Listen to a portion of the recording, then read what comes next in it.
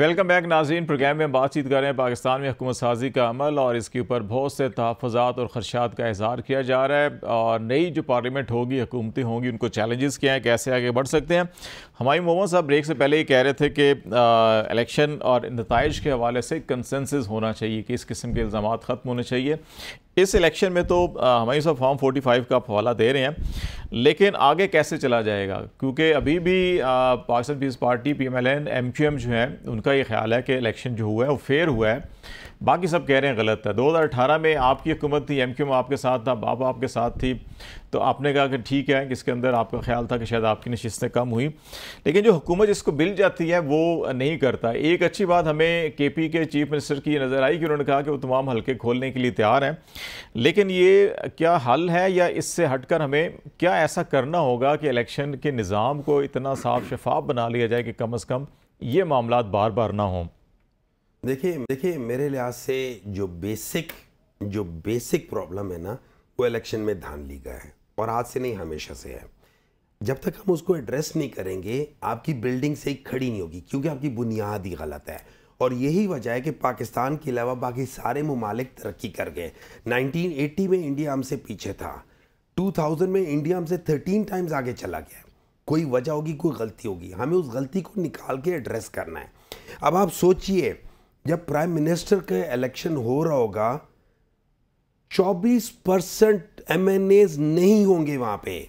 इसका मतलब है 1/4 हिस्सा मैंडेट, वो आपको मैंडेट नहीं दे पाएगा प्राइम मिनिस्टर का। प्राइम मिनिस्टर के उसमें ऑलमोस्ट 10% होगा, लेकिन जब प्रेसिडेंट का होगा उसमें आपका 25% बन नहीं, प्राइम मिनिस्टर में भी अगर आप, लेकिन अब 336 में नहीं, 81 आपके फिर चारों सूबाई असम्बली है ना। आपका नेशनल असम्बली का है 23 है, पंजाब 26 है, सिंध 3 है, KP 29 और सेनेट के 11 हो जाएगा। तो आप सोचें कि जब आप इस तरीके से 10% भी बड़ी चीज होती है। मतलब आप कह रहे कि KP में इस वक्त 11% लोग नहीं है, पंजाब में इसी तरीके से नहीं है। तो जब आप ओवरऑल करेंगे, आप 20 से 24% लोग प्रेसिडेंट के लिए वोट नहीं देंगे, तो 80% पे आप पाकिस्तान का सबसे बड़ा ओहदा 80% में, ये तरीके ठीक नहीं है। और इसको हम पार्लियामेंटेरियंस को चाहिए कि हम इस चीज़ के ऊपर एक दूसरे से एग्री करें ना करें, इस चीज़ में कि किसी और की मदाखलत इन चीज़ों में ना हो, ये हमें सबसे पहले एड्रेस करना पड़ेगा। और अचकज़ई साहब ने कुछ 4 करारदादें आज पेश की हैं और वो बड़ी, वैसे उनके अंदर वज़न है।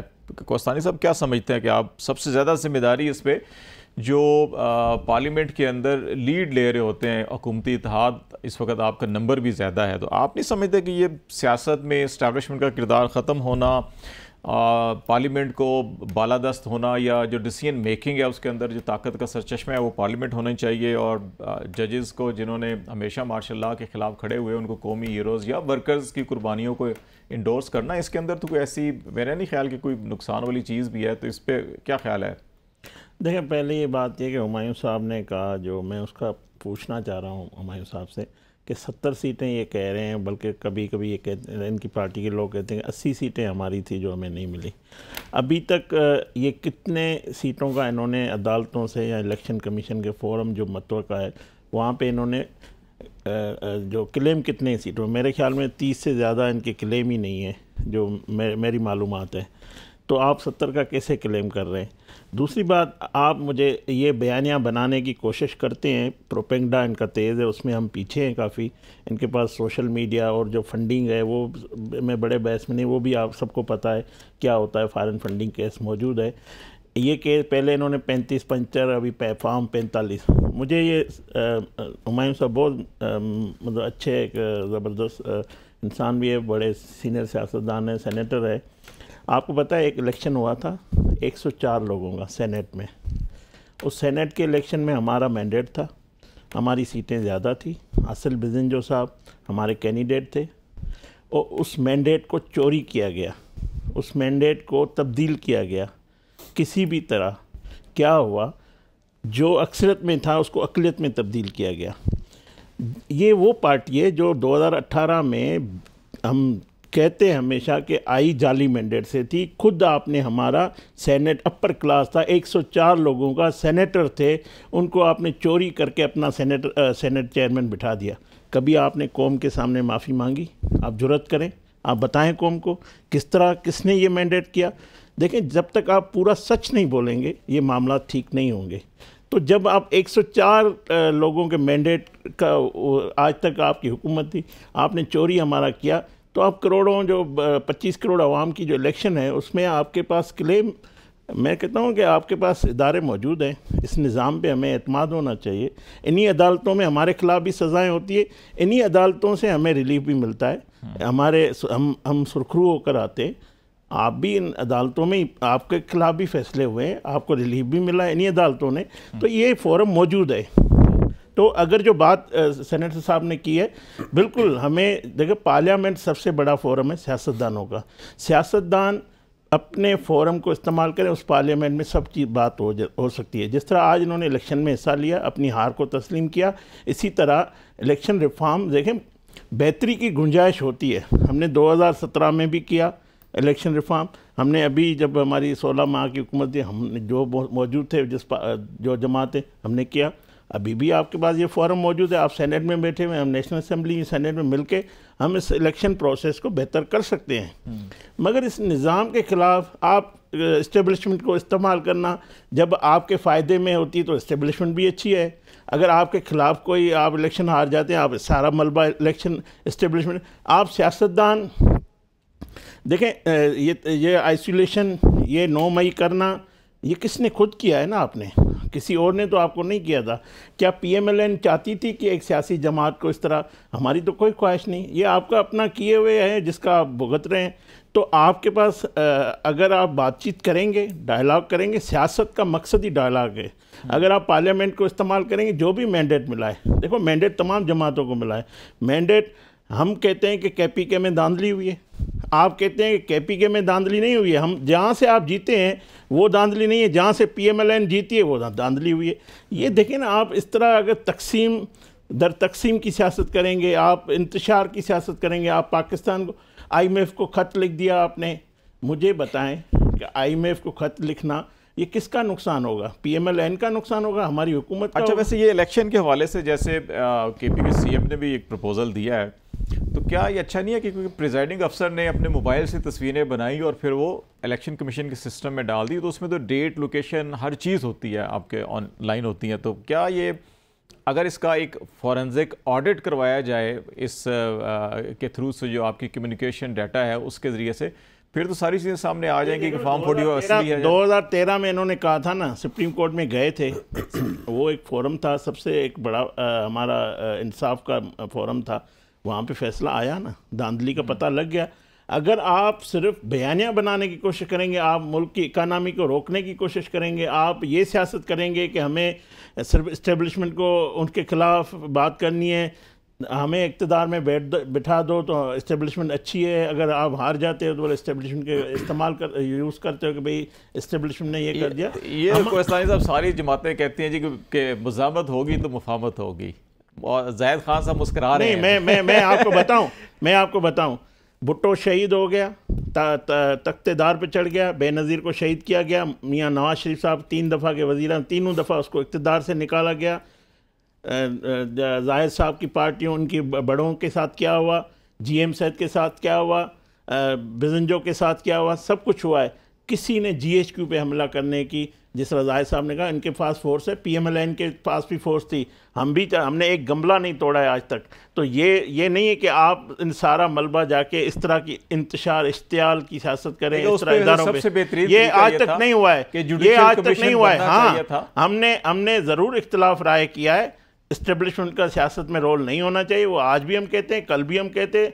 मगर आप एक जाके उन इदारों पे, जो हमारे इदारे हैं, जो शोधा हैं, उनके यादगार पे हमला करें, ये किसी पार्टी ने नहीं किया, ना पाकिस्तान की हिस्ट्री में है, ना कोई करेगा, कोई मोहब्बत नहीं करेगा। और अब कहते हैं कि ये हमें मैंडेट मिला है, तो इस मैंडेट को हम तस्लीम नहीं करते कि मैंडेट आपको अवाम ने।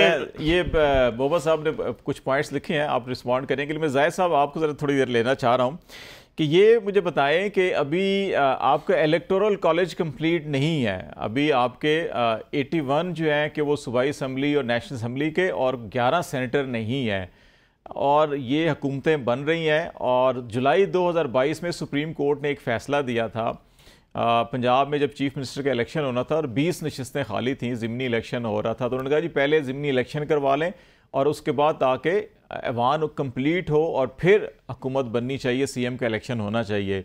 तो आप समझते हैं कि ये इलेक्शन कमीशन को भले वो दे दे पीएस पार्टी को, पीएमएलएन को वो मखसूस नशिस्तें दे दे या खाली रखें, लेकिन फैसला तो करना चाहिए ना। महफूज करके बैठ गए, लेकिन सदारती इलेक्शन और बाकी सारा जो है प्रोसीडिंग चला रहे हैं वो।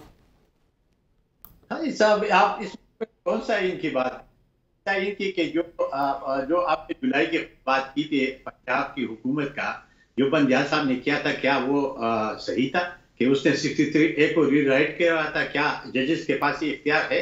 हमारे मुल्क में एस्टेब्लिशमेंट ये जुडिशरी ने मिलकर तबाह किया है। आज जिस सूरत हाल में हम है कि हम सोच रहे हैं हम क्या करें, यानी हम इस वक्त ये सोच रहे हैं कि हम क्या करें, किधर जाए, किस तरीके से सिस्टम को ठीक कर रहे हैं, क्योंकि ये जब से पाकिस्तान बनी है ये दोनों एस्टेब्लिशमेंट और ये जुडिशरी मिल के इसने इस मुल्क का बेड़ा गर्क किया है। आप जब भी अदालतों में गए हैं, अब मुझे आप बता दें कि जब डिप्टी स्पीकर था हमारे नेशनल असेंबली का, वो बलूचिस्तान वाला, उसको ट्रिब्यूनल ने नाहल कर दिया।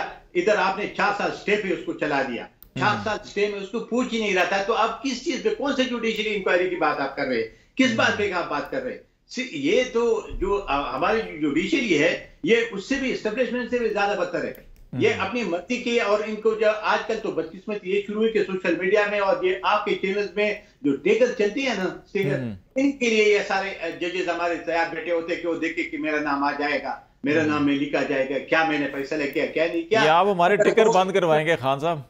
सुन लेना, तो अगर जुडिशरी अगर पंजाब की हुकूमत में बंदियाल मुदाखलत न करते तो शायद ये नौबत जो आज है ये न होता।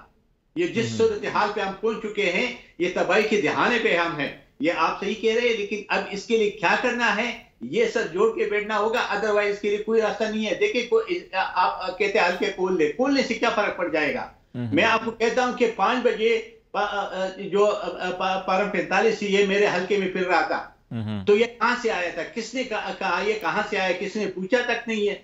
मैं आपको ये कह रहा हूं कि हमारे तो बहुत सारे हल्के ऐसे थे कि हम रात को जीत रहे थे।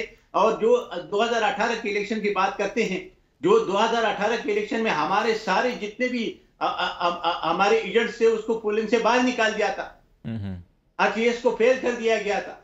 ये थोड़ा ही है कि ये अब ये इस वक्त तो, और आपको याद होगा कि इमरान खान साहब की तकरीर अभी निकाल दे, उसने कहा कि मुझे खुद, जब ये उसके साथ इनकी बिगाड़ आ गई एस्टेब्लिशमेंट के साथ, उसने कहा कि मुझे एस्टेब्लिशमेंट लेके आए थे, मेरे जब बिल पास करना था तो मैं एजेंसीज को कहता था, वो बंदे मुझे पूरा करते थे।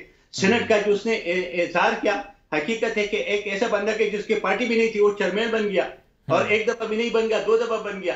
तो क्या ये कौन से, क्या सारे पॉलिटिकल पार्टी मिल बैठ के ना पहले तो माफी मांगे ना कि जी हमने ट्रुथ एंड रिकंसिलिएशन हमने गलत दिया है, पहले सच हकीकत तस्लीम करें, माफी मांगे। जरा मैं ये आपने सेनेट की तरफ इशारा किया ना, तो मैं अभी ब्रेक लेता हूँ, ब्रेक के बाद आपसे ये आगे बताऊँ। और ये चेयरमैन सेनेट के लिए जो भी नया नाम आ रहा है, और फिर चीफ मिनिस्टर बलूचिस्तान, और जो केयर टेकर सेटअप था वही दोबारा अब हुकूमतों में अगर आएगा तो फिर केयर टेकर और ये सारा जो एक हमारा कॉन्स्टिट्यूशनल फ्रेमवर्क के अंदर सिस्टम है, तो ये कैसे आगे बढ़ेगा कि जब इसके अंदर गैर जानबदारी नहीं होगी। इस पर हम बात करेंगे ब्रेक के बाद। नाज़रीन हमारे साथ रहिएगा।